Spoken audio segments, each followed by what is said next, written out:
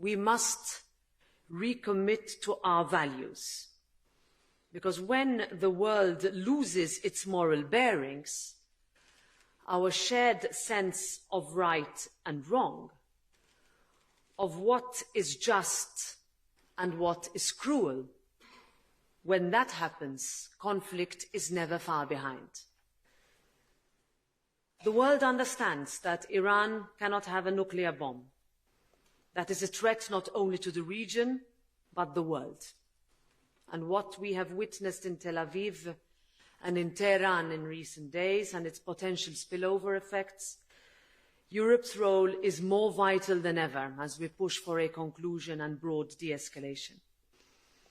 That is why we keep pushing for a ceasefire in Gaza, where human suffering remains heartbreaking, why we must keep insisting for the return of the hostages, for an end to the terror, for humanitarian aid to reach those who need it most, and for a perspective for legitimate Palestinian leadership and security for Israel.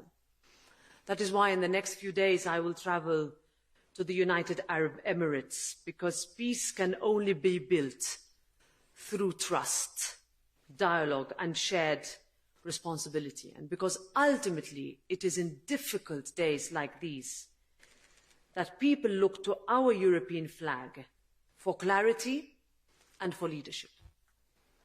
We can be the generation of politicians who break the cycle of history and find a real and lasting peace. And Europe knows that the best path to that is hope.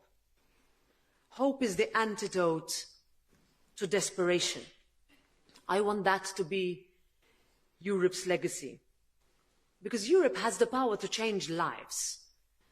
I first felt that power growing up on an island in the southern Mediterranean, where Europe was not just a political project, but essentially it was a promise that borders could open, that opportunities could grow, that a young girl could have a voice in shaping something bigger than herself.